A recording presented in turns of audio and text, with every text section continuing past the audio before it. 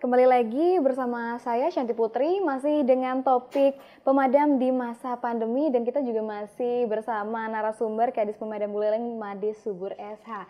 Nah, karena kita sudah masuk ke sesi kedua, maka untuk pemirsa yang ingin bergabung bisa langsung joinan kedua 3455 untuk menyampaikan aspirasi ataupun bertanya terkait topik kita kali ini. Namun sebelum menunggu ataupun menantikan penelpon yang masuk, Shanti ingin tanya lagi nih ya Bapak ya.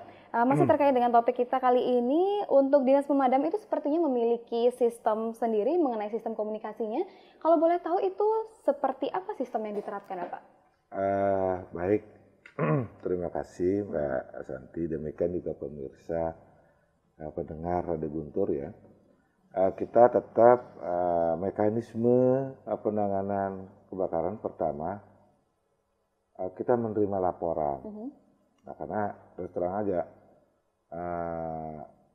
ini laporan setelah kita terima, kita olah, kita sampaikan kepada pos-pos yang ada.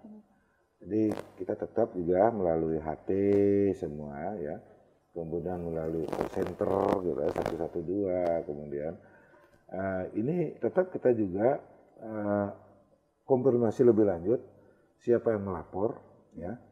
Harapan kita nanti ke depan sistem informasi ini lebih cepat, dan karena kita akan membuat aplikasi. Aplikasi itu begini, terjadi kebakaran di mana, orang akan tahu siapapun dia. Nah, sehingga kita akan tahu dari mana kita harus datang. Nah, takutnya begini, terjadi kebakaran, tidak bisa mobil, tapi kita bawa mobil. Oke, agar tahu juga ya, untuk masuknya ya, seperti itu. Pertama, akses yang kita harus pahami, sehingga inilah peran Kapos. Peran Kapos, jadi dia ada di ujung, ya, ujung tombak, kayak pisau itu. Di ujung tombak, ini Kapos mempunyai peranan. Kalau memang tidak bisa mobil, maka cukup sepeda motor, ya, maka dia akan melakukan penanganan awal. Contoh dengan APAR, ya, dengan sepeda motornya cukup.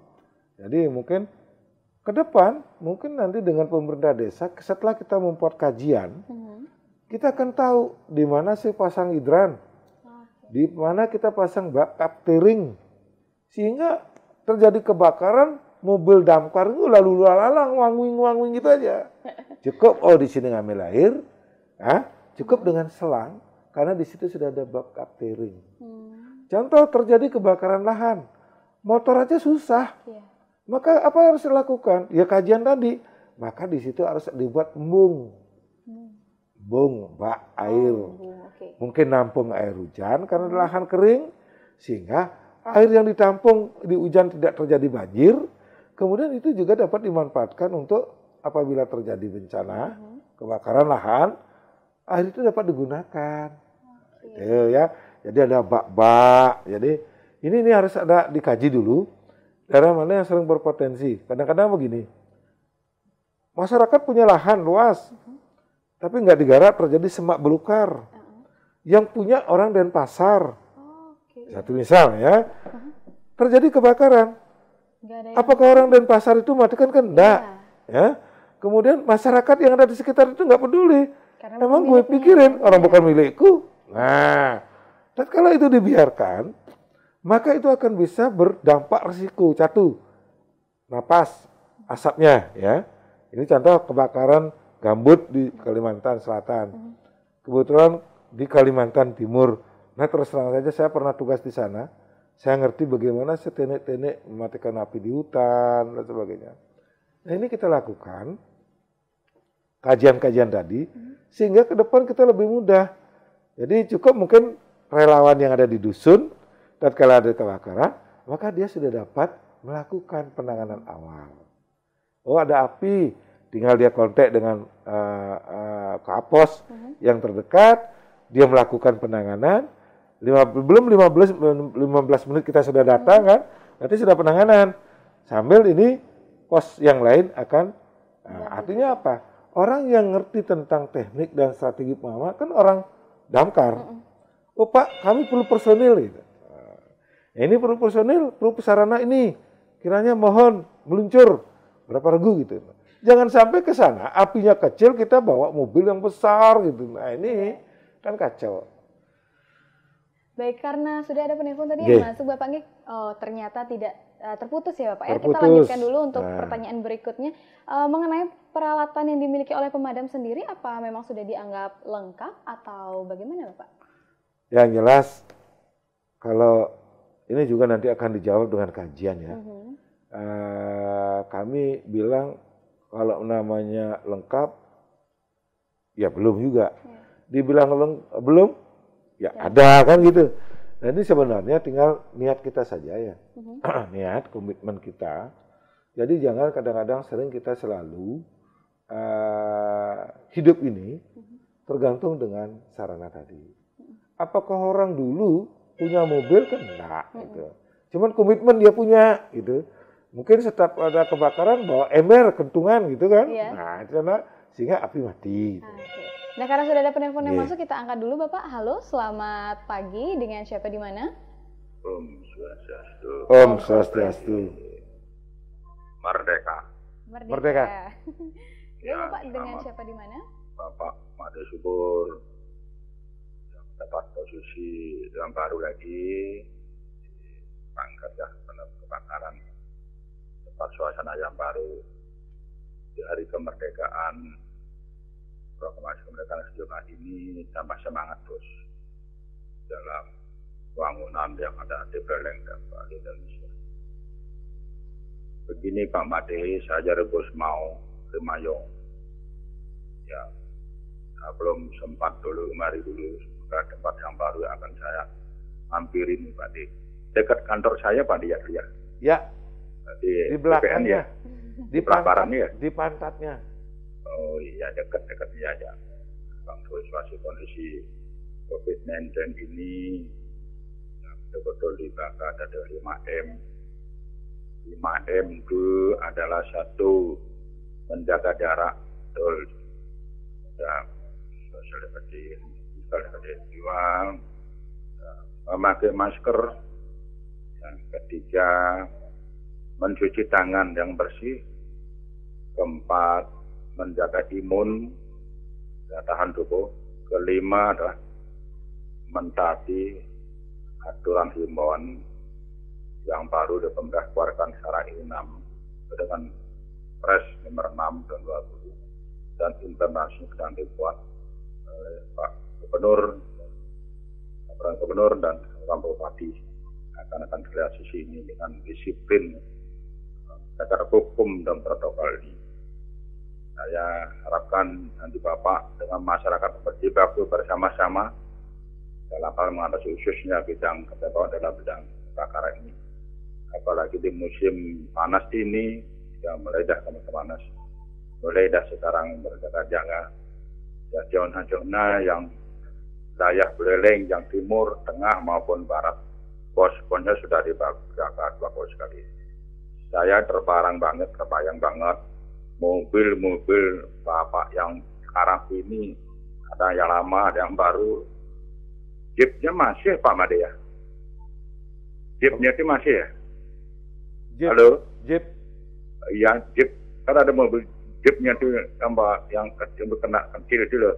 Oh. Iya, itu. Masih Pak, masih. Masih ya? Wih, kita semenjak saya 69 itu tahun 69. Ingat sekali itu. Ya mudah-mudahan ada yang lama, yang baru ini kita biarkan yang baik dan personilnya dan yang betul-betul yang profesional. Wakil Bapak semoga jalankan tugas dengan tetap menjaga kaedah-kaedah yang bekerja sama dengan masyarakat. Itu apalagi posisi saya nih Poasem Mayong, medannya agak sulit banget nih kalau masuk mobilnya nih. Saya pernah di rumah saya nih gasnya meledak Pak. Poasem sudah saya berdua sekali ini.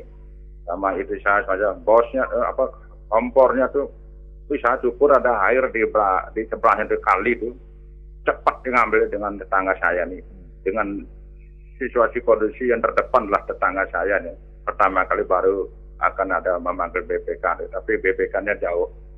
Nah apa-apalah, tapi syukur selamat. Selamat bekerja, semoga sehat semua. Sekali lagi merdeka. Santi Om. Baik, terima kasih. Itu dari Bapak Gus Maung ya, dari Mayong seperti itu. Itu berupa aspirasi juga ya Bapak ya. Dan lalu kita lanjutkan dulu pertanyaan kita mengenai topik ini Bapak. Untuk SDM-nya sendiri Bapak, apakah memang mereka sudah diasuransikan semua atau bagaimana Pak? Baik, terima kasih. Untuk kami di Dinas Damkar, semua pegawai pasukan kami sudah masuk asuransi tenaga kerja. Ya, jadi kalau dia melakukan penanganan, ada patah dan sebagainya, itu sudah masuk asuransi tenaga kerja.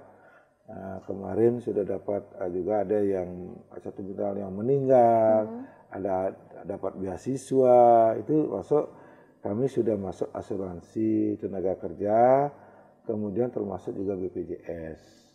Jadi tatkala sakit dan sebagainya. Karena kami terus terang saja bekerja di risiko tinggi, ya ini nyawa taruhannya kan gitu. Jadi kami harus membentengi diri dengan asuransi tadi.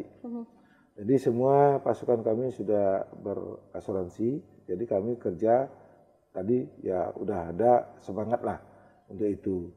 Kemudian terkait dengan sumber daya secara bertahap, karena orang masuk Damkar itu bukan sembarang ya, itu minimal dia dapat didikan militer, ya harus punya disiplin, integritas yang tinggi.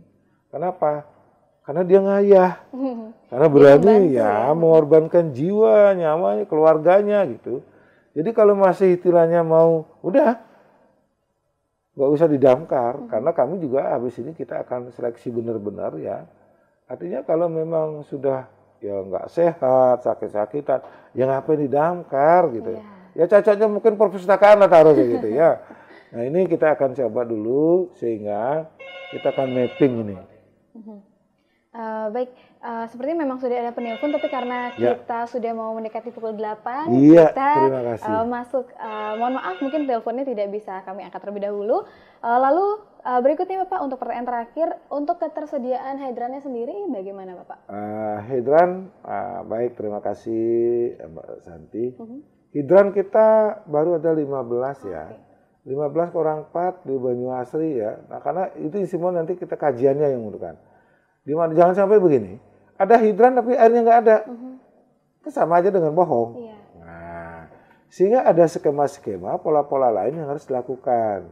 Contoh, mungkin ada sumur, kita kan cek sumurnya orang itu, ada airnya nggak? Karena orang Bali biasanya kalau sudah ada sumur takut nutup, nggak boleh nutup sumur kan.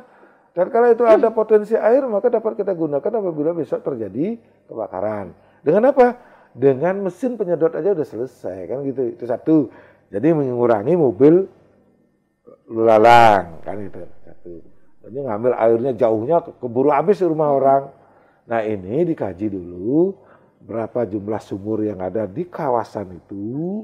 Nah, kemudian bagaimana akses jalan, bagaimana antara jarak rumah satu dengan rumah yang lain.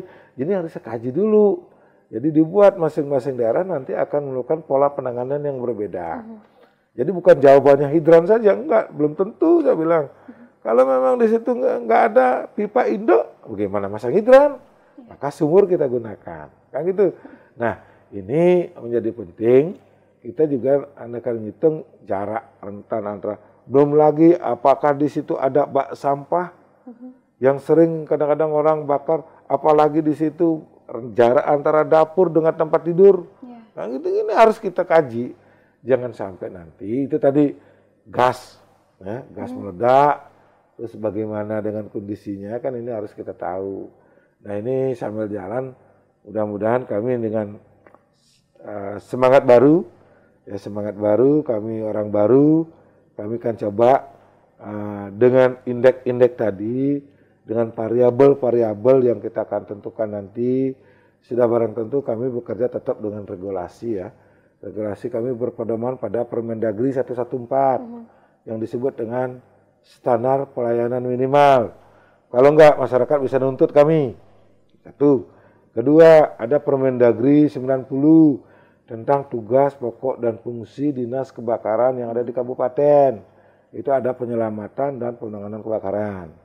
Kemudian Permendagri yang baru lagi, yang 20, yang masih di Kemenkumham, ini juga harus kita siapkan jawabannya.